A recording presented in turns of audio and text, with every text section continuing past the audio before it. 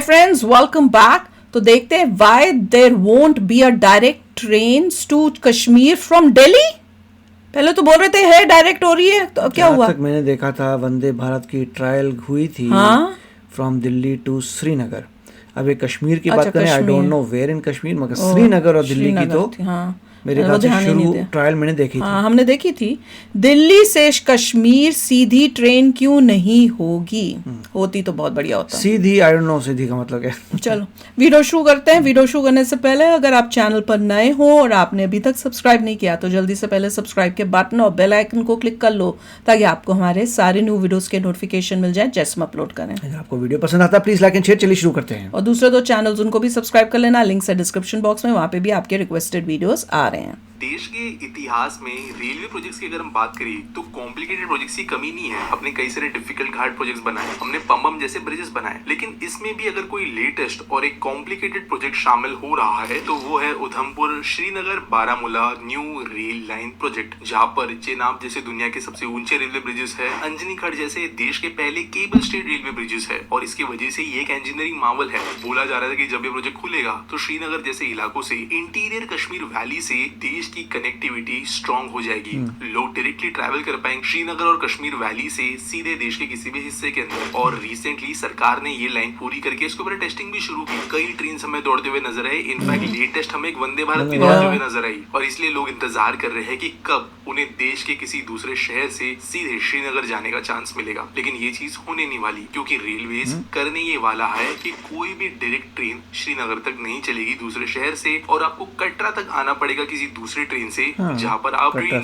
Change करोगे श्रीनगर जाने के लिए। और ऑब्वियसली ये बहुत इनकन्वीनियंट है। ऐसा क्यों किया जा रहा है? और सिक्योरिटी रीजंस बताए तो जा रहे हैं, और एग्जैक्टली ये सिक्योरिटी रीजंस आते कहाँ से है जो ये ट्रेन चेंज करने से चले भी जाते हैं? इसके बारे में आज की वीडियो में मैं आपको बताऊंगा। ट्रेन चेंज करने से क्यों, इससे कैसे सिक्योरिटी में होगा? वो सब चीज चेक करेंगे जो जा रहा है, एंटर कर रहा है। टेम्पररी होगा, मतलब अभी भी कश्मीर में प्रॉब्लम्स हैं जिसकी वजह से वो कैपेबिलिटी है मगर करेंगे करना नहीं है, इसलिए क्योंकि ऑफ द सिक्योरिटी रीजंस।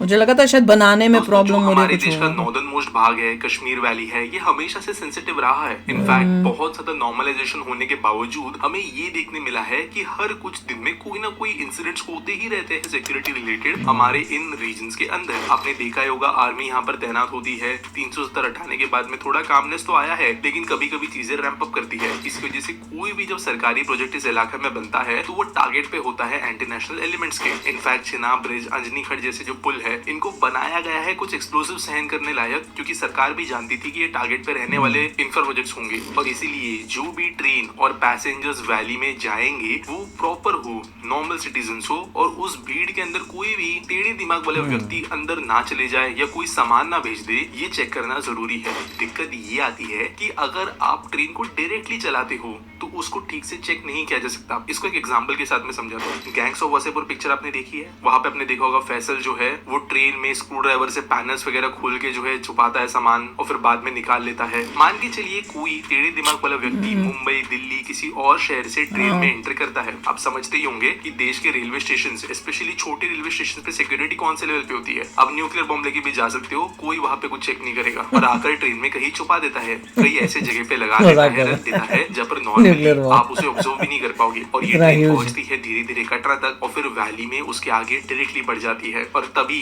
जो ये एंटी नेशनल एलिमेंट है अगर उस सामान का इस्तेमाल करने का डिसीजन लेते हैं या वैली तक कोई सामान पहुंचा भी देते हैं तो ऑब्वियसली देश के लिए अच्छी बात नहीं है। लेकिन आपके दिमाग में इसकी वजह से दो सवाल आएंगे।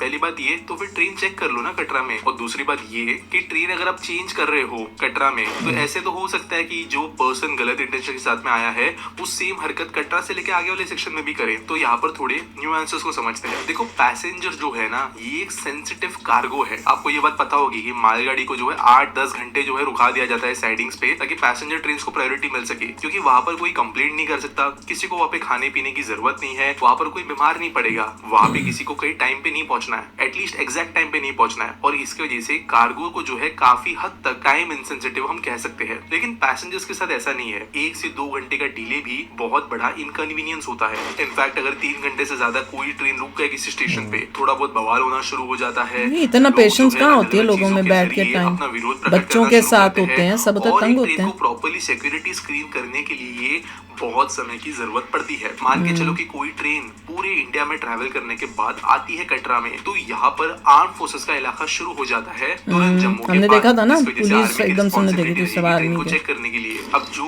पैसेंजर पहले ही ट्रैवल करके आ रहा है वो 8-10 घंटे रुक नहीं पाएगा कटरा में जब तक एक प्रॉपर सिक्योरिटी स्क्रीनिंग नहीं होती। पूरी तो एक ट्रेन को सिंपलिस्टिक देखो। स्क्रीनिंग के अलावा कोई ऑप्शन बचेगा नहीं, यानी बस ऊपर ऊपर से चीजें चेक करनी उसका पड़ेगी। कोई फायदा जैसे नहीं। कोई सेंसिटिव दिखता है, किसी पे वो शक तो आता है तो उसका फिर बैगेज बेकार वगैरह है। चेक करना पड़ेगा। लेकिन जो है 1-2 घंटे के समय में हमारे आर्म पर्सनल पूरी ट्रेन को ऊपर से नीचे, पैनल्स के अंदर, इसको तो ट्रेन को पहले ही चेक करके रेडी रखेंगे, अब लोगों को बस चेक करना। पैसेंजर्स होंगे तब चेक नहीं कर पाएंगे। मुश्किल और है। ये एक लूप होल बना देता है उन लोगों के लिए जो गलत इंटेंशन से ट्रैवल कर रहे हैं। ट्रेन को अगर ठीक से चेक करना है तो कई गुना ज्यादा समय लगेगा या पैसेंजर्स को बाहर से, अंदर से, जो कि एक नीचे और वाला। लेयर ऑफ इनकन्वीनियंस अभी इंफ्रास्ट्रक्चर नहीं है इतना कि सिक्योरिटी चेकिंग का एवरी एंट्री पे। प्रॉब्लम्स को सॉल्व करती है। वो कैसे समझते हैं? देखो, पहली बार जब आप कटरा से ट्रेन चेंज करोगे श्रीनगर जाने के लिए तो आपको एक सिक्योरिटी स्क्रीनिंग में से गुजरना होगा। जैसे आपने एयरपोर्ट पे देखा होगा, आपके बैगेज को स्कैन ऐसा किया जाएगा, कंट्रोल नहीं है। आपको चेक किया जाएगा। अगर होना आप चाहिए ना, doubtful हर दिखते जगह हो, होना suspicious चाहिए। दिखते हो तो सवाल जवाब भी हो सकते हैं। और इसकी वजह से एक बहुत बड़ा जो फैक्टर है सिक्योरिटी का, तो वो यूएसए का clear हो दिखा जाता रहे हैं। है। हालांकि ये प्रोसेस भी टाइम लेगा,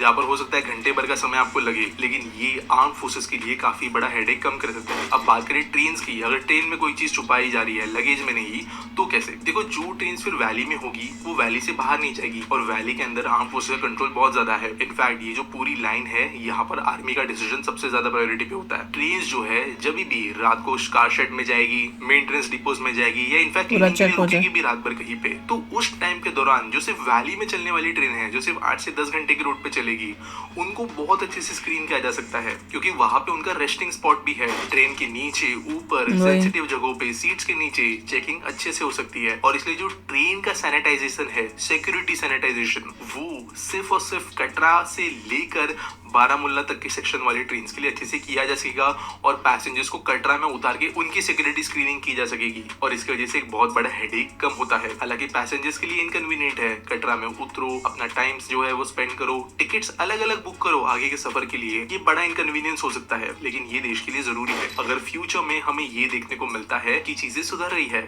वैली के अंदर के खराब एलिमेंट जो है वो अब एग्जिस्ट नहीं करते, तो ऐसे कोई टेक्निकल डिफिकल्टी नहीं है कि कटरा के आगे हम लाइन शुरू नहीं कर पाएंगे, इजिली शुरू कर सकते हैं डायरेक्ट ट्रेन के साथ। लेकिन एट द टाइम बीइंग देश के लिए ज्यादा जरूरी है ये एक स्टॉपेज ऐड करना, ताकि सब चीजें सेफली हो सके। उम्मीद करता हूँ आपको वीडियो समझ में आई होगी। कोई डाउट्स हो तो मुझे कमेंट सेक्शन में जरूर पूछना। वीडियो पसंद आई होगी तो लाइक करना, सब्सक्राइब करना चैनल को, और मिलेंगे अगले वीडियो में। वही ना, प्रॉब्लम को ये नहीं है कि आप लेके नहीं जा सकते हैं ट्रेन वहाँ तक, श्रीनगर कश्मीर तक, पर प्रॉब्लम ये है कि सिक्योरिटी रीजंस, कि जो लोग आ रहे हैं पहले से, उनको जो जाएंगे आगे कश्मीर तक, उनको कहाँ से आप एक एक को देखो, ट्रेन को कहाँ से चेक करोगे? अगर वो उतरेंगे और फिर दूसरी ट्रेन में जाएंगे, और वो वाली ट्रेन है जो यहाँ कटरा से ही कश्मीर तक जाती है, तो उसको आप पहले ट्रेन को चेक कर लो। उसको निकलने से पहले जो है प्रॉपर जो भी आपको चेक करना है, पूरी ट्रेन अंदर बाहर से अच्छी तरह सिक्योरिटी वाले चेक कर सकते हैं। उसके बाद जो लोग जा रहे हैं उनकी एक एक की स्क्रीनिंग करके उनके सामान को सब देख सकते हैं, तो उससे फुल प्रूफ हो जाएगा कि कोई ऐसी गड़बड़ वाली चीज लेके नहीं जा सकता। पर अगर डायरेक्ट आ रहा है तो पहले से लेके आया हो, ट्रेन में कहाँ छुपाई हुई हो, आप अगर कटरा में रोक के भी सिक्योरिटी लाओगे और देखोगे तो आप एक एक चीज नहीं देख सकते, पता नहीं कितने घंटे लग जाएंगे, तब तक आप लोगों को बिठा के तो रखोगे नहीं। ये सिक्योरिटी सिस्टम ही ऐसा है कि एयरप्लेन की तरह तो है नहीं कि इस पॉइंट के आगे सिर्फ टिकटेड बंदा ही जा सकता है। वो होना चाहिए। ये एंट्री है, इसके बाद जो है प्लेटफॉर्म में, फिर प्लेटफॉर्म में वही लोगों के प्लेटफॉर्म में जो एक्चुअली ट्रैवल कर रहे हैं उस ट्रेन में टिकट से जाएं, टिकट दिखाएं, फिर अंदर घुसे, और अंदर घुसने से पहले उनकी पूरी सिक्योरिटी कोई भी ऐसे प्लेटफॉर्म पे अलाउड नहीं होना चाहिए कि आप जा रहे हैं, टिकट है, होना आप तो यही चाहिए। और फिर हर दरवाजे पे एक पुलिस वाला हो, जो अंदर जा रहा है बाहर जा रहा है उसकी चेकिंग हो रही है। बाहर की तो कोई बात नहीं, मगर अंदर जो जा रहा है उसकी चेकिंग हो रही है। होनी है। टफ है, तो टफ काम है, क्योंकि कितने छोटे छोटे रेलवे स्टेशन भी होते हैं, सब होते हैं, तो कहाँ अगर नॉर्मली यूरोप में शायद ऐसा होता है, अगर कहीं इंटरनेशनल ट्रेन जा रही हो तो चेक करते हैं। बट दुख की बात है, ऐसी सिचुएशन आ गई है कि इतना करना पड़ रहा है, क्योंकि अनसेफ सोसाइटी में इतने लोग आ गए हैं कि उन्होंने सोसाइटी को इतना अनसेफ कर दिया है। तो चलो यार, आप भी शेयर करना अपने थॉट्स। चलते हैं, मिलेंगे नेक्स्ट वीडियो में बहुत ही जल्द। Till then take care and bye bye. तो अगर आप मेरे इस चैनल पे नए हो तो जल्दी से सब्सक्राइब के बटन को हिट करो और बेल आइकन को क्लिक करो, ताकि आपको मेरा जब नया वीडियो मैं लगाऊं आपको उसके बारे में जल्दी से पता चल जाए।